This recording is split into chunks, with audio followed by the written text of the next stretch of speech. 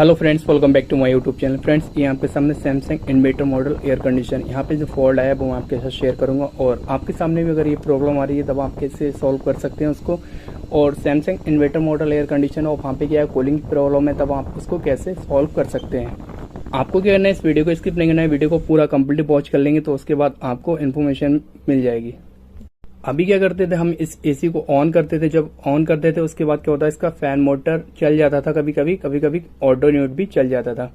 तो इसमें जो फॉल्ट था वो कूलिंग का, थोड़ी बहुत देर कूलिंग करता था, उसके बाद कभी कूलिंग नहीं करता था। ये दिक्कत आ रही थी इस Samsung inverter model air condition में।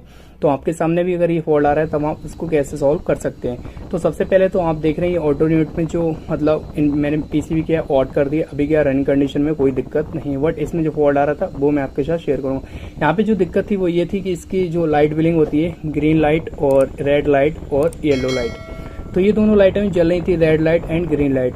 और वहाँ पे जो येलो लाइट थी वो बार बार ग्लो कर रही थी, बार बार बिलिंग कर रही थी। तो येलो लाइट जब बिलिंग करती है तो वहाँ पे क्या फॉल्ट होता है। तो यहाँ पे जो फॉल्ट था वो बिल्कुल डिफरेंट फॉल्ट था, क्योंकि कभी कभी ऐसा होता था इसका ऑटो यूनिट चल जाता था, फैन मोटर भी चल जाता था, तो वहाँ पे कूलिंग करता था थोड़ी बहुत देर।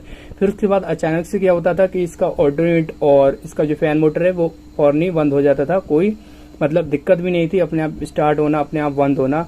तो यहाँ पे जो फॉल्ट ट्रेस किया था वो ये किया था, इसकी जो है जब ऑटो यूनिट नहीं चल रहा था, फैन मोटर भी नहीं चल रहा था, तब वहाँ पे क्या फॉल्ट था। इसकी जो येलो लाइट होती है वहाँ पे बहुत ज्यादा गिलिंग कर रही थी, ग्लो कर रही थी, वहाँ पे बिलिंग कर रही थी येलो लाइट।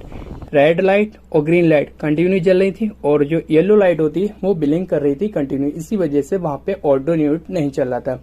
तो हमने क्या किया, वहाँ पे सब कुछ चेकआउट करके उसके बाद इंडोर टू आउटडोर दोनों पीसीबी हमने देखी, एकदम ओके थी, कोई दिक्कत नहीं था।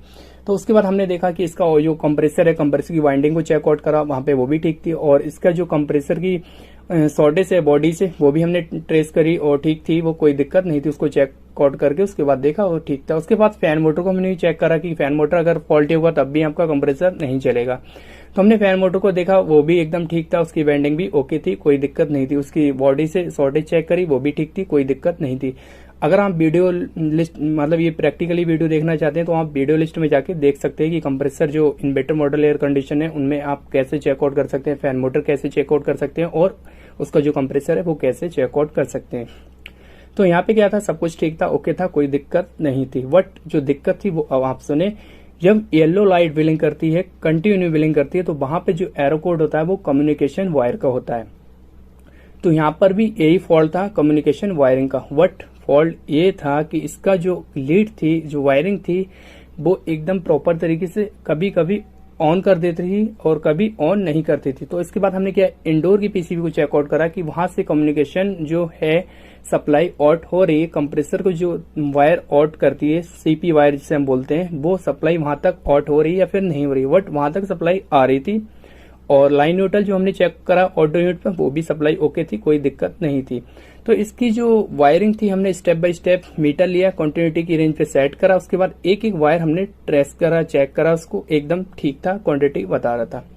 उसके बाद भी फिर भी यही दिक्कत आ रही थी, बार बार चलता था फिर रुक जाता था, चलता था कभी कभी चल जाता था, कभी कभी दो तीन दिन नहीं चलता था। उसके बाद हमने जो फॉल्ट ट्रेस करा वो ये था, इसकी जो लीड थी, लीड में बीच में ज्वाइंट थे, तो हमने क्या किया, उस लीड को पूरा चेंज कर दिया और उसके बाद हमने कंप्रेसर को ऑन किया। फिर उसके बाद हमने कंटिन्यू कंप्रेसर चलाया। उसके बाद मैंने आउटपुट जो पूछी कस्टमर से 3 दिन के बाद, तब भी उन्होंने ये बोला कि एकदम ओके, कोई दिक्कत नहीं है। तो कभी भी आपके सामने अगर ये फॉल्ट आ रहा है कि आपका जो इंडोर की पीसीबी ओके है, आउटडोर यूनिट की पीसी ओके है, फिर भी उसके बाद यही दिक्कत आ रही है कि आपका जो कंप्रेसर है कभी चल जाता है कभी नहीं चलता है, तो आप क्या करें, उस लीड को पूरा चेंज कर दें। 3 कोर 4 कोर वायर जो होती है उसको चेंज कर दें, उसके बाद जो प्रॉब्लम है आपकी सॉल्व हो जाएगी। बाकी आप एरो कोड जो होते हैं ऑटो यूनिट जो जितने भी आपके, चाहे वो कोई सी कंपनी हो, आपकी सैमसंग हो, एलजी हो, तो वहां पे क्या ऑटो यूनिट के जो पीसीबी पैनल लगा होता है वहां पे क्या है, ये सारा नोट कर दिया है, कंपनी ने मेंशन करके दिया है कि कौन सी लाइट से क्या एरर है, वहां पे कितनी बार बिलिंग करती है। तो आप इसको देख सकते हैं, जो मैं आपको आपके सामने दिखा रहा हूं, तो आप देख लें इसको, वरना पॉज करके भी देख सकते हैं वीडियो को, या फिर आप स्क्रीनशॉट ले सकते हैं। तो यहाँ से आपके सामने भी अगर ऑटो यूनिट में लाइट बिलिंग करती है, रेड बिलिंग या फिर येलो बिलिंग करती है या फिर ग्रीन बिलिंग करती है, तो वहां पे क्या फॉल्ट होता है, क्या प्रॉब्लम होती है, तो आप इसको देख के इसके अकॉर्डिंग आप ठीक कर सकते हैं। तो आप इसको देख लें या फिर स्क्रीनशॉट ले लें। उसके बाद आप कभी भी अगर कोई भी इन्वर्टर मॉडल एयर कंडीशन है तो वहां पे सबसे पहले आप देख लें कि उसमें लाइट कौन सी बिलिंग कर रही है ऑडियो यूनिट में। कभी कभी ऐसा होता है डिस्प्ले पे जो डिस्प्ले एरर नहीं देती है तो वहां पे ऑडियो यूनिट की जो पीसीबी होती है वहां पे लाइट ग्लो करती है, लाइट बिलिंग करती है। तो वहां पे आप उससे देख के उसके बाद ऑडियो यूनिट पे जो मेंशन करके देती है कंपनी पैम्पलेट वहां पे नोट कर रखा होता है, तो आप उसको देख के उसको ठीक कर सकते हैं। अगर आप Samsung inverter model air condition के एरर कोड चाहते हैं तो मैंने वीडियो एक अपलोड कर दी है, तो आप वहां से जाके देख सकते हैं वीडियो लिस्ट में से। तो फ्रेंड्स ये इन्फॉर्मेशन कैसी लगी, अगर अच्छी लगी वीडियो को लाइक कर दो, चैनल पे न्यू विजिट किया चैनल को सब्सक्राइब कर दो। Thank you for watching.